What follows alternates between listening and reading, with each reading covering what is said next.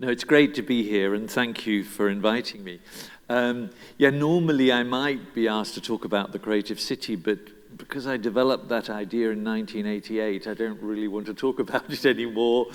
I'm hoping some of the things may be embedded, but the one-sentence summary of a 300-page book is, in a world of dramatic change, how do you create the conditions for people and organizations and cities as a whole to think, plan, and act with imagination in solving problems and creating opportunities? That's essentially what that's about. And the reason I got into the creative bureaucracy, of course, initially in the late 80s, 90s, people said there's these global transformations, industries moving to China. What have cities got? And one of the main points was they've got themselves, their own identity, their culture, their arts. And so initially there was quite a strong focus on that in the creative city idea. That over time developed to think also about social innovations, business innovations, individual creativity, and so on. And at the time, many of the things were said, and I, for example, said, look, not everybody is equally creative, but everybody can be more creative than they already are. And over time, I also realized that perhaps I got some things, not wrong necessarily, I don't know, but perhaps the wrong emphasis. And I realized actually what comes before creativity is actually curiosity. What you have to do, perhaps, in a city, in a place, is to generate an atmosphere of openness where people are allowed to be curious. If you're allowed to be curious, you may be imaginative. If you're imaginative, you might have some creative ideas. One or two of them might be okay, many may be stupid. Out of those, some might become an invention, and that may lead to an innovation, which may then generate more curiosity in that cycle.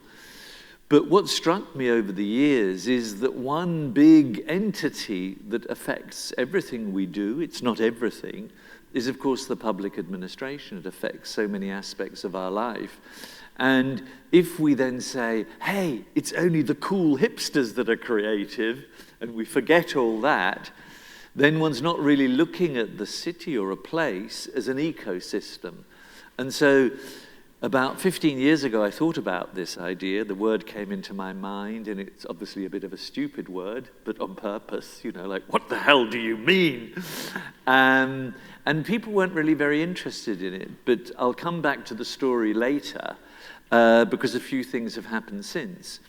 Now, what I'm going to talk about today is therefore less about the city itself. Of course, it will have implications on the city, but more about the bigger global challenges, because in the last period, I've been asked to do various things. I just chaired the committee in the EU in Brussels about the future of cities and what innovation could be. So I'm a bit, having to face other issues like decarbonization or whatever else. So that slightly shaped my mindscape.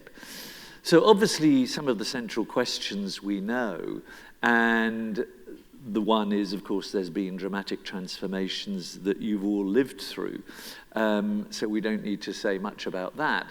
But what I think is quite interesting is the biggest problem, and many of the big global organizations are saying that same thing, that we are in the midst of a systemic crisis, and a business-as-usual approach will not get us to where we need to be.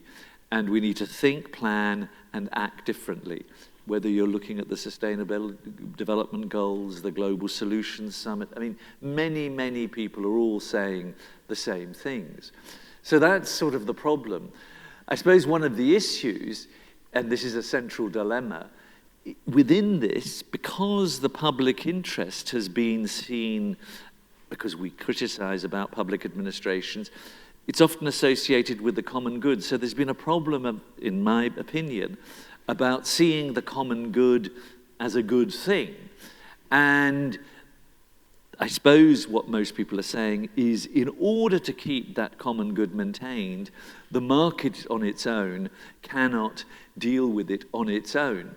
And that many of the problems we have, partly because of the way organizations are in silos, in departments, is the rise of wicked problems, i.e. complicated problems we have to address collectively, and they cannot be dealt with in an old simplistic way. And the solution is really solutions between different departments, between different sectors. So, for example, if someone is a drug addict, it's not only a drug problem, it's probably a social problem, it's an economic problem, etc., etc. So one solution, and this is where we come to the bureaucracy, is the bureaucracy. Now, I'm using the word bureaucracy in a friendly way, you know. I know it sounds a bit dead and lifeless. But anyway, the bureaucracy is not everything, but without a public administration, most things can't work. And so you might ask, what is this type of a public administration? Particularly because the two words seem to be the opposite. When you think of a public administration, you think of rigidity, not bending, and when you think of creativity, it all sounds, whatever. It seems like opposite things. And what I was trying to do in this is to recapture the positive things that we created when historically, you know, 1,000 years ago, we created these institutions. And again, one solution is, I believe, to think this through. So the aim of the idea, the project, perhaps you can call it now a movement, because there are many, many cities now involved in this, is firstly to revalue that public interest as a vocation. Oops, this seems to have jumped along. Where did it go? To revalue that as a vocation, to shift the image of what a bureaucracy could be, and to attract also the young, because there's a major recruitment problem in many, many countries of young people who are interesting and talented who would never work in these types of institutions if they remain as they are. So the three pillars of this is, one, how do you rethink the incentives and the rules for the 21st century when there's new ways of communicating through social media and many other ways?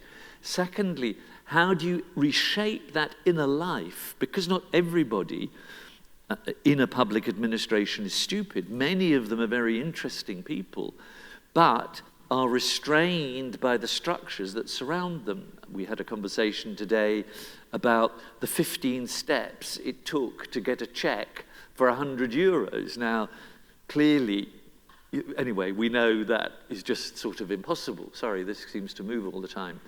And thirdly, how do you create trust and links with the civic world and the wider business community? And what one's trying to do then with the goals of this thing is obviously address the big global issues that really matter, to turn urgent things that we all agree with are important into reality, and thirdly, to obviously create fairer cities, livable cities, and so on, and we'll come back to that problem in a minute. Suddenly this seems to be on some automatic thing, I don't know. It shouldn't be just moving ahead without me saying move. The bureaucracy is doing its own thing without my control. Anyway, but basically what I'm saying is there is potential in there. There are many good people who are in these entities. They've made choices about how to live their life. They've decided to work in the public domain. They believe their city is a creation that it's worth working for. But somehow, as they go through the system, I once worked in the World Bank, so I know what that system's like. All good ideas disappear somewhere. And the same is, I think, in most public administrations. And often it recruits very good people, but somehow teaches them to conform. And in their private life, and this is a misalignment, they're having to act like this in their work life, and then they're all free and different in their private life. And this creates a conflict. So let's just remind ourselves of the world we're in. So we're in a world that is in motion. I'm calling it the nomadic world. There's more people moving for more reasons than you could ever imagine. About 1 billion people at any one time are moving, either to work or to another country or to study, etc., etc. So there's an incredible amount of movement happening. The city, Oeiras, I can see, has also got cranes everywhere. The city is in motion. So there's an element of instability. Everything is on the move. The city is being often rebuilt.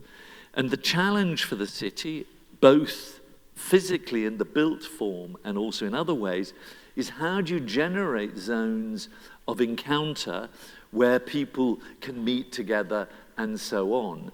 And within that, how do you generate places of empathy? I'm not suggesting we need to love each other or anything like that, but how can you construct, with a positive bureaucracy and interesting urban designers and other people who make cities, places that feel relatively harmonious.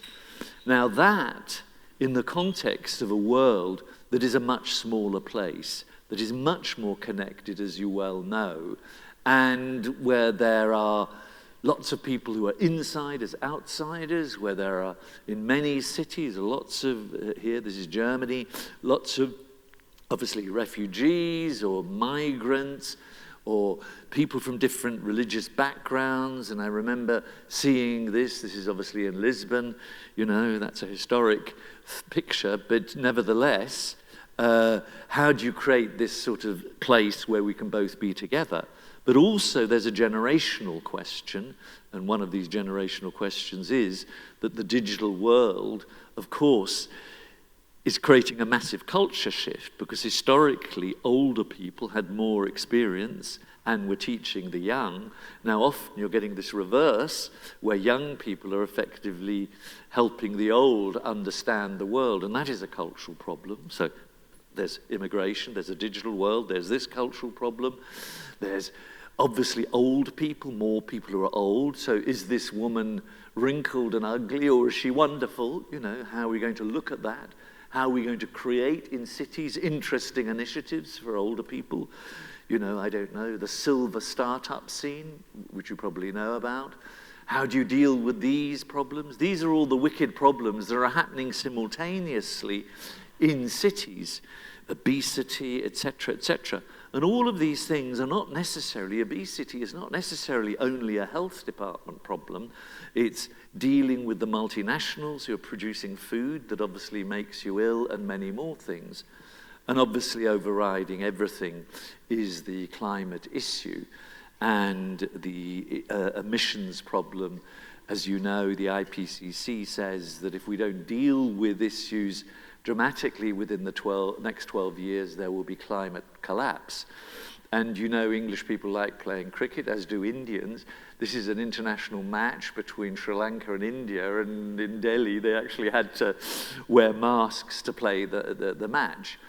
I remember the last time I was in Beijing, I felt I just had to leave early because my eyes were hurting after day one, and I could hardly breathe after day two. So I thought, well, I'm not staying here for another day.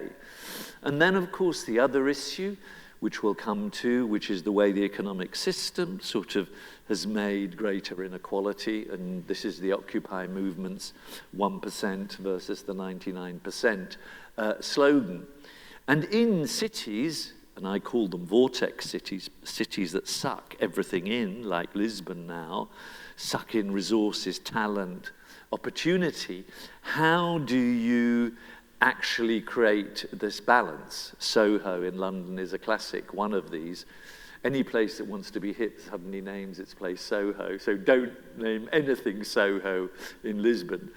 But I took this picture, which is quite interesting, in Zurich, in one of these trendy areas, and there was this new hotel, Renaissance, renewal and all of that, and all the hip companies were moving in, and one artist said, "You're not knocking down my house," and in the same writing, exactly put resistance. And this is the dilemma, of course, that Lisbon faces this minute, if it doesn't create a new rule system to deal with things that are disruptive, sometimes positive, but turn negative. Airbnb is an example. in general is an okay thing, but it can neutralize whole areas. In Berlin, there are 60,000 Airbnb apartments, which means that many apartments are out of, for the normal residents, etc., etc. So, and within all of this, there is the dramatic breakthrough that we know about, which is the completely immersive effect of an addictive effect, which has positive and negative sides, of course, of the new digital technology, which creates a sort of hypervitality, which is makes people feel slightly unsafe and uncomfortable and at the same time excited. But again, it's generating a sense of insecurity. And of course, the new data, everything is being sensorized, as you know, the Internet of Things, means that only with great difficulty can you hide from big data. It is possible, but you have to work very hard not to be completely controlled and looked at all the time. So back to this bigger context, again, the challenge is to retrofit or rethink many of the systems we have. Democracy. I mean, you had a vote on Sunday or whenever it was, and only 50% of people voted, apparently, just as an example. Now, that is telling us something. But so there's other systems that have to be rethought, is obviously our economic order, whether our economic order as it exists can deal with the problems we have. And obviously that needs some sort of vision of where we go, but it also needs incredible courage to counteract the interests that are making that difficult. And so the big metaphor, and I think a lot of this, and you might think what I'm about to say is a bit abstract, but I do think some things change often starts with thinking differently. The metaphor we've had in city making, at least, the dominant image has always been, for many years, many hundreds of years, really essentially mathematical. Whereas the newer image that people are using, and this is a battle really, it's not either or, but this is a battle between these, is the city as a machine. And when you have machine-like thinking, you get some machine-like answers, or the city as an organism. And this is not a new idea, the city as an organism. But it means that you have completely different policies. So when it's more a machine, you're looking at the different parts. And when you're clever, you say, we'll take the systems approach, but you're still looking at the parts. Whereas when you see the city as an organism, everything is inextricably interwoven. And then the paradigm that comes from there, we could say, the paradigm, I'm using horrible words like modernist, and an even more horrible word, sustainist. Here's another battle going on. In the modernist paradigm, which we've lived with in the last 100 years, nature is a resource. In the sustainist one, it is the source. In one, you have the sort of planning for above. The other, it's more participative design, let's say. In the modernist one, it's form and function, and all of that's fine, how you build buildings. In the sustainist one, the world that lots of people are talking about is all about meaning and purpose. In one, it's more centralized, and the other, obviously, more networked. In one, it's obviously more disposable, and the other more recyclable. And GDP, and you know there's a massive battle going on at every level, including Davos, even OECD, to say how can you assess things in places that is beyond GDP. And so people say then well-being. Now, what that means is your criteria for success and failure are very different, and it's not only profitability. Now, the inner logic of that, the inside logic, is in the one, it's linear, step by step. Again, nothing wrong with that, but it's a bit limiting. It shouldn't be the only thing. Whereas the other way of thinking is this circular thinking, this integrated thinking, this relational thinking. In the one, you think of things as complicated acts, like going to the moon is incredibly complicated, but the physics tells us what will happen and how things should happen. But bringing up a child is complex because it's relational. You cannot predict what the child will say when you say something, and you're continually responding in this way, which is very different from saying, we will go step by step by step. The third thing you could say is you see the whole in the one through the parts. You're looking at the parts and then see the whole, whereas in the other you see the parts by looking at the whole first. So you can see these are different ways of looking at the world, and you could look at this also politically, because you can see lots of people on the left-hand side and others who think more like on the right-hand side. So overarching things, the predominant paradigm is particularly in the first, it's quantity. In the second one, it's quality. Quality of growth, quality of whatever, the qualities of things rather than the quantities of things. In the first, growth or size is the thing. In the others, appropriate size, the appropriate critical mass that makes things work. In the other first paradigm, culture is seen as a cost, this cultural stuff. Do they mean the arts or culture? It's unclear in that argument, but it's a cost, it's an add-on. Whereas in the other, people see it's the cultural drivers that make you understand how places work as a totality. So in the first, people talk about the triple bottom line, economy, social, environment. In the latter, they say culture is actually the fourth pillar that really gives us a much better understanding. I mean, Brexit is a cultural problem, just in passing. To understand how that works, you have to understand the culture of what's going on in Britain, I believe. So when you look at resources, you're having this same logic that I'm talking about all the time. In the one, there's waste. In the other, it's a resource. In one, the environment is not costed. In the other, it's calculated. So you can see that what you've got here is a real thing that also has a political manifestation, because, you can see Trump in this. This is patriots versus globalists. Trump always talks about patriots versus globalists. Even Theresa May talked about globalists having no home. Well, it's not really true. So it's always the same argument I'm making.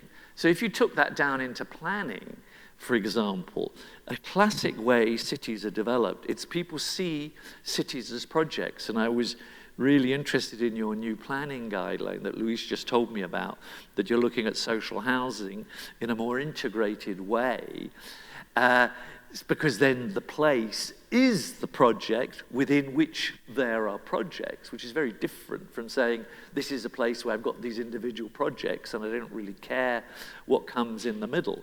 Just look at Dubai. Nobody cares what happens in between these blocks. There's nothing there. It's sort of dead zones. So basically what we're moving is towards integrated placemaking, mixed uses. All of this is very familiar to you. Then in terms of the economy, the way one could look at it is, in the predominant paradigm, we know that the economy is materially expansive. It's driven by growth. The other way of thinking about it is cradle-to-cradle thinking. Cradle-to-cradle thinking is that you use every resource to the potential maximum. We do know, in terms of evidence and statistics, that it's socially divided. The divide between rich and poor is getting bigger and bigger. So there's another view of that. Environmentally hostile. It is environmentally hostile, which is why people are talking about the circular economy, decarbonizing cities, all things that are incredibly difficult. And again, they shape what the city will look and feel like. A decarbonized city, obviously a bit more difficult up in your Lisbons and all of that with up and down, but it's inevitably going to be more walkable, and obviously you're going to have imaginative solutions to getting up these hills, which I know you already have. One, the predominant paradigm is very tech-focused and tech-centric, rather than saying you've got to think of the innovations in a holistic way and whether tech is appropriate. Is it low-tech, high-tech, or is it just innovation? Or have we just gone mad thinking that we have to innovate all the time? And in the first paradigm about the economy, you're attracting talent and skilled people from all over the world. In the other, people are more saying, if you think of cities like Freiburg in Germany, that you want committed people who understand economics, but who really can think in a new way. So if you look at a simplistic thing, this is just transport, me just going through the same logic of this separation. So in a classic way, you know, it's transport. In the new way, it's mobility. It's about connectivity, individual steps, seamless journeys. So I'm always saying the same thing. One side is a bit rigid, a bit isolated, a bit fragmented. The other way is different. And the reason that links to the creative bureaucracy is all of that are bureaucratic problems. Whatever is on the right is a bureaucratic problem, since the bureaucracy, I'm simplifying, is largely driven by what we see on the left. So if you looked at infrastructure, you know, clearly the classic way, I mean, I've written a thing about the city 1.0, 2.0, 3.0, and the 1.0 city says, we've got to get the infrastructure right, the roads, the sewage, and all of that, and just get these buildings done, and the rest will sort itself out. Whereas in the new world, people are saying, well, how do you blend nature into your system? How do you make it, from a sensory perspective, from an emotional perspective, satisfactory? Then the hardware has to fit in. So the first thing you're saying is, what does the person feel like, rather than what does the hardware feel like, if I can put it like that? It's obviously, we love engineers. I just had dinner with an engineer. Of course we love engineers, but there is a certain approach that perhaps sometimes is less into these sort of soft emotional types of things. Then obviously the functional side is important. We all agree, you know, metro systems have to work, et cetera, et cetera. But increasingly, people in place and space want to have a sensory experience that is aesthetically attractive, et cetera, et cetera. And I suppose you could say, in, again, doing my ding-dong, infrastructure drives activity, or activity drives infrastructure. So it's always, all I've done really is done a ding-dong to try and make it seem as if there are two worlds that are in battle. It's never quite as simple as that, but you get the idea. So in terms of the targets, one is about efficiency, obviously outputs, inputs, all of that. The other is about outcomes, profit management, to trying to get the right resources to achieve the right goals. In one, you know, they're more the subject specialists. In the other, you're trying to get disciplines together to say, for example, what makes a great street? Well, an architect on their own may not know what a great street is. A social scientist may not either, but somehow in combination, they may know what makes a great street. So what it's about, obviously, is dealing with the complex world. And so the working style, because then it's all about then what does it look like, and the work and day-to-day work, is one is, you know, we bring the different people together. The other is actually we're working together, we're thinking together. One is, you know, there's these structures, top down and all of that. The other is more horizontal, because then you're getting more talent out, I think. And these are all cliches at one level. One is a bit more sector focused and the other is more partnership driven. And in terms of the bureaucracy, to switch for a moment, because in a time of change, because laws change slowly, is moving from the letter of the law, what does it say in this document, to what one really meant in this document. If you meant you wanted, I don't know, people to gather, then you look at your law and say, does it help people to gather or not? And sometimes I say the way, well, we'll come back to that in a minute.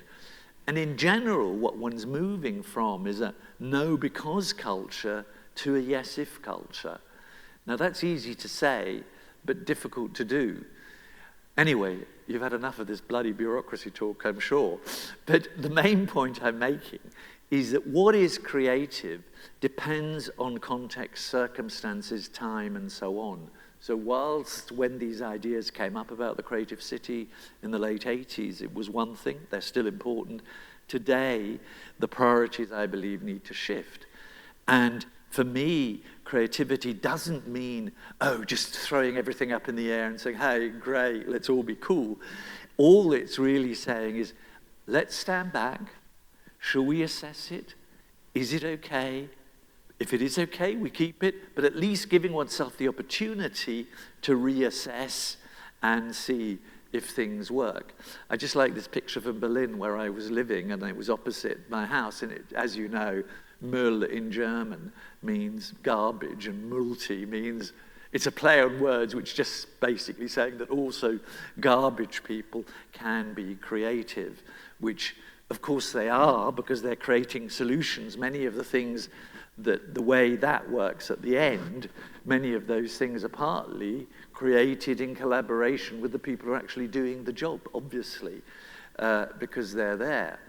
So that question of that vision is really important. And I would say that practically everywhere around the world, in one way or another, whether every city leader exactly describes it in the way I'm describing it is up for discussion, but practically every city I know is asking these pretty deep questions about how things are changing.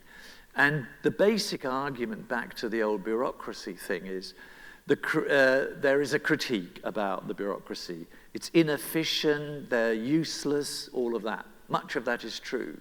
On the other hand, there are many solutions. The argument is, can we, in something that looks unglamorous, rigid, can we think afresh? And can we unleash that talent? Because we did a survey of about 500 people and asked them, to what capacity are you working? What could you do more? And there's something called the discretionary effort, which means it's 5 o'clock and Emmanuel says to me, can you help me? If I'm in a negative organization, I say, sorry, I've got to go home. If I'm in a positive organization, I help.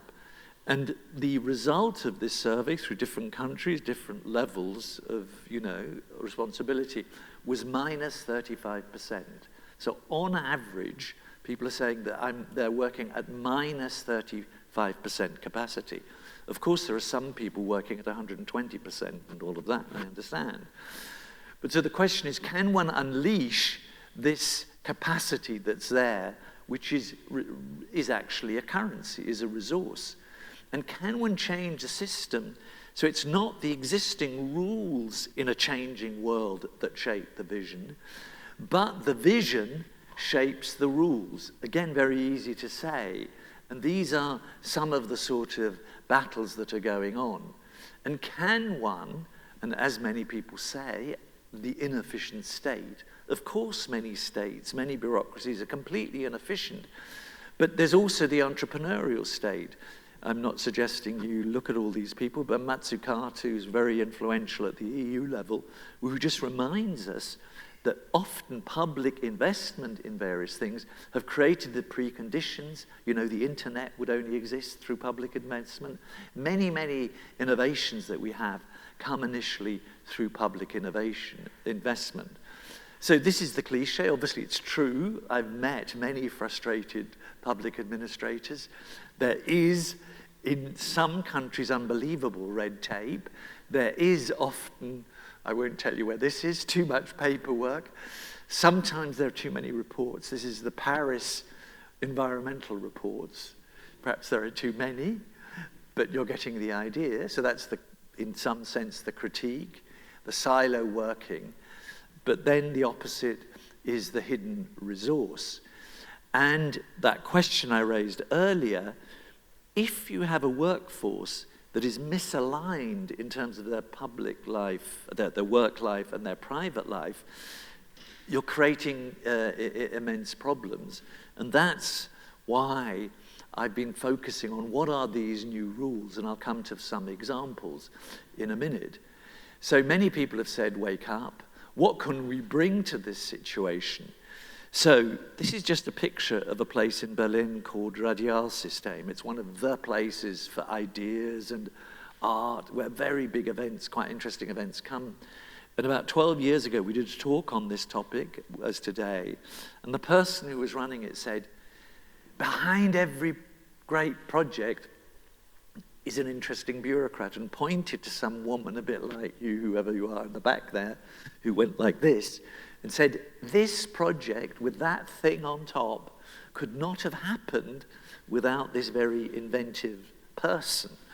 Now, the problem with her, for her, was she had to be hidden and do all of this sort of creativity. But the reality is she achieved that. The other one is here, Bologna, you'll recognize that, where the urban commons law for cities was created, the first one, which basically said citizens and the city should share the running of facilities. It started when a woman, an old woman, wanted to give a bench to her park. There was no bench, and it was forbidden. She couldn't give a present to her own city. The mayor heard about it, etc., and they created a law, which means now that 150 facilities there are co-managed between citizens and the cities. This is in Adelaide, solving problems in 90 days. The woman who was working in the industry department, who's now the head of the Commissioner for Public Sector Reform, devised a project where any citizen or any civil servant or anyone could say, I want this problem solved in 90 days.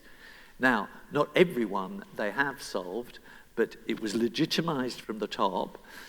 All the forces were focused on that. I'll just give one small example, a horrible one. There was a domestic violence case. It ended very badly, tragically. The woman had rung up the police said that's a domestic issue. Then this was a scandal. The other departments saw it, and the social affairs said, had you told me, it's obvious there was a problem. Education said, I knew there was a problem. So the solution didn't take 90 days, it took about 5 minutes, was a round table where every night, when all the calls come in, which at that time, 4 years ago, were 54, they're all around the table, and of course immediately can respond in a completely different way. That's, I suppose, called interdisciplinary working. Another one here, you've probably heard of Restaurant Day. It's probably easy in Portugal, I don't know, but in Finland, there's a mixture of Russia and Prussia. Finland sometimes, So people were very frustrated about opening restaurants. And they're very computer savvy, as you know. So overnight, 5 years ago, they did an internet campaign, and suddenly on the 15th of May, opened 35 restaurants on the street. It was forbidden. People said it's forbidden, and all these restaurants, people were creating their own restaurants. You could be the restaurateur, you too. You just created it. And it was forbidden. And then the mayor said, but doesn't our city vision say something like, we want a vital, vibrant, da-di-da-di-da city? Isn't this exactly what we want? So that was then allowed with some elements of restriction. So that was actually quite a creative response. This thing has become a bit of a movement. And there's lots of this going on 4 times a year. Helsinki's good in many respects in terms of, for example, you can, if you're a city councillor, if I'm an individual, I can see the documents on the web that the councillor is reading, which is actually quite interesting. If you want to be part of decision making, you're actually inside, in the sense, what's going on in their head. It's quite sophisticated. Or here, again, a rule had to be broken to create a solution. This is Eindhoven. Philips factory collapsed.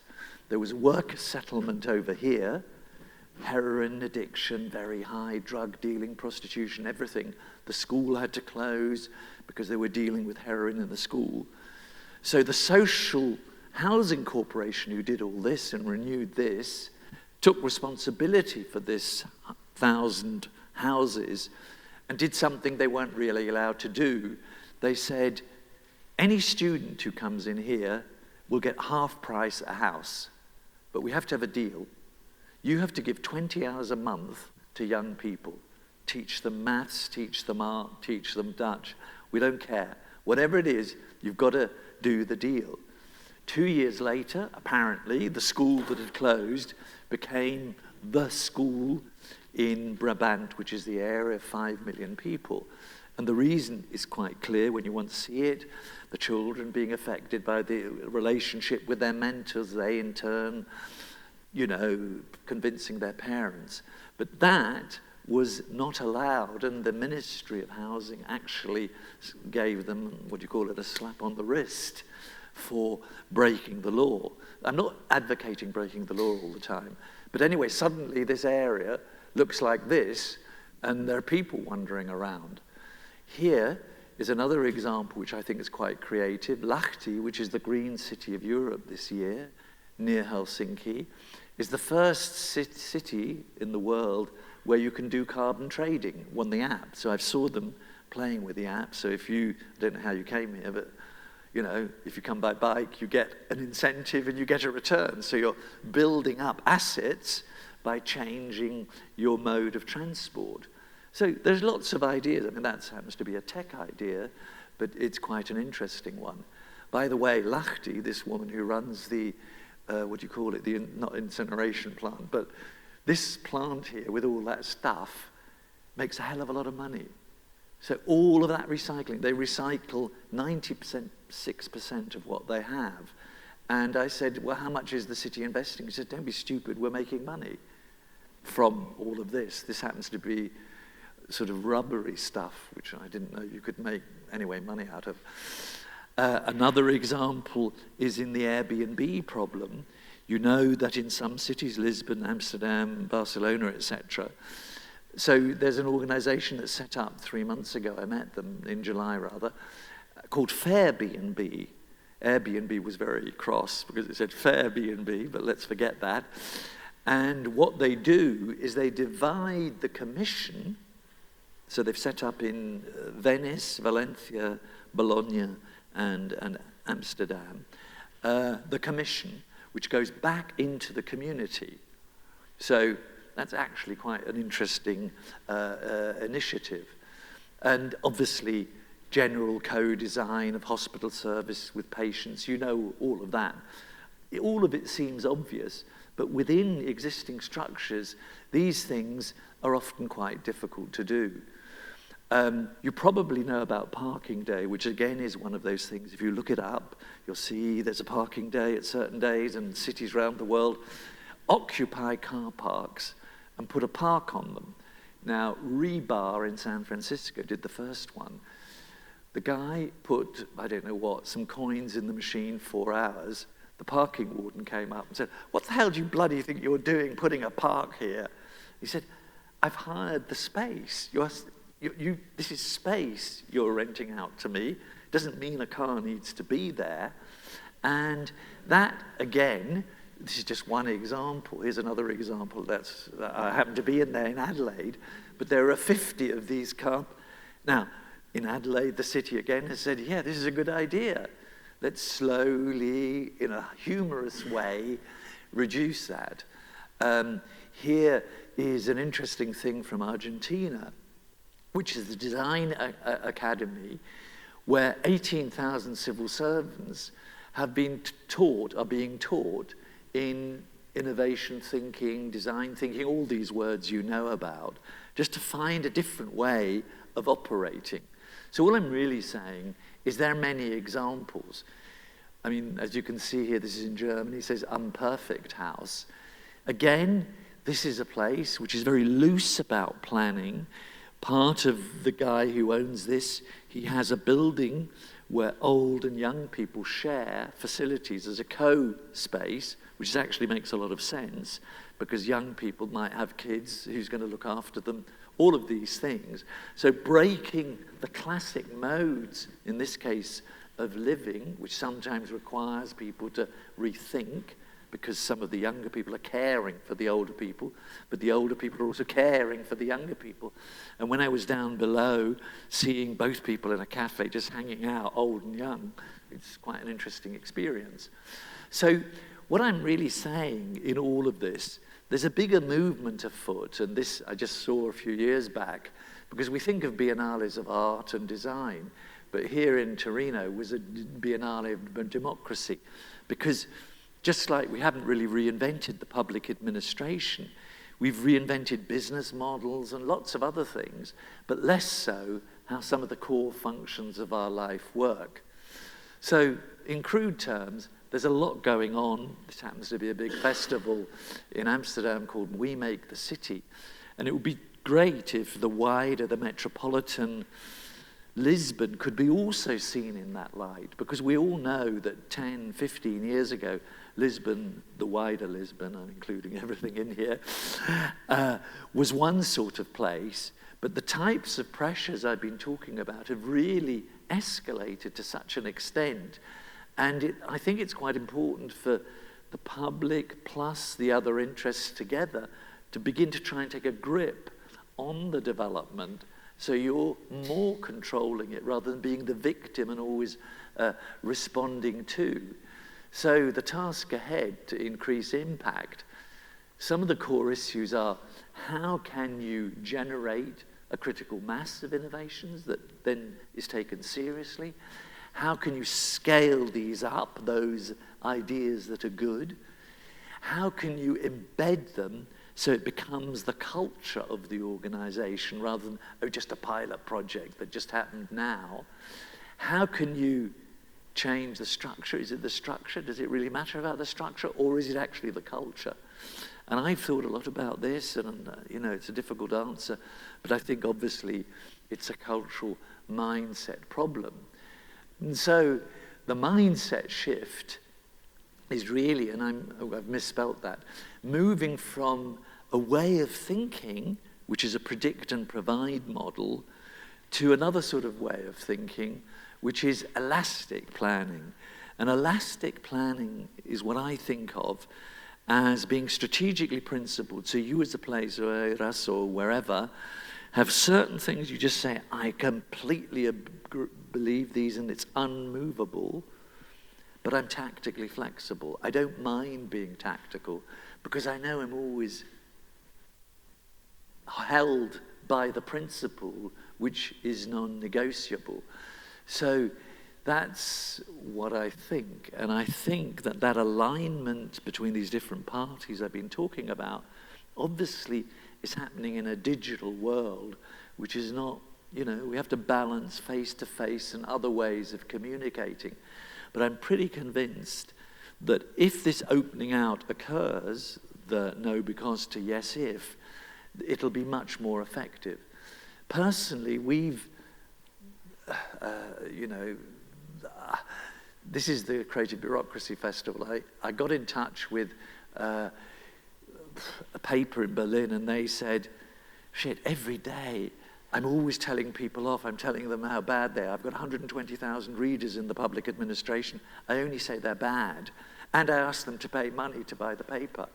Isn't it a better idea if I try and say some good things? So we organized this Creative Bureaucracy Festival, where last year about 1,500 people came. This year, about 1,800 from around 20 countries, describing the solutions they've created.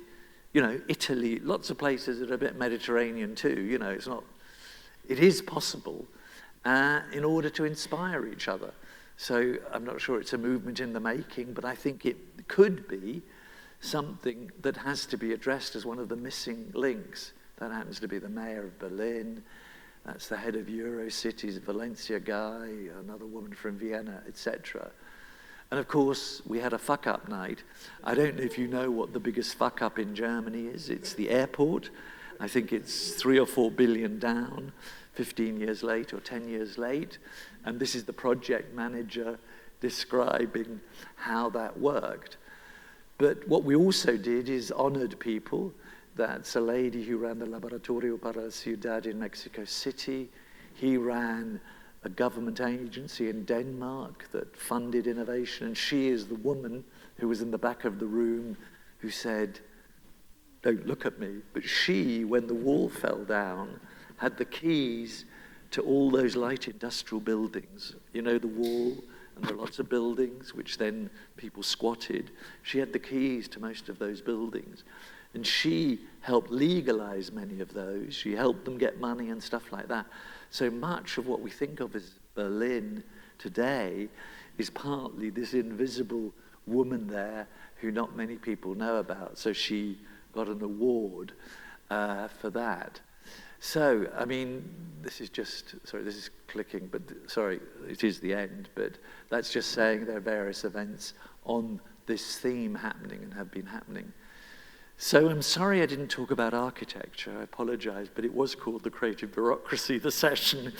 But we could talk about place, space, time. Clearly, in the digital world, the idea of space, place, and time is changing, obviously. But anyway, that's it for the moment.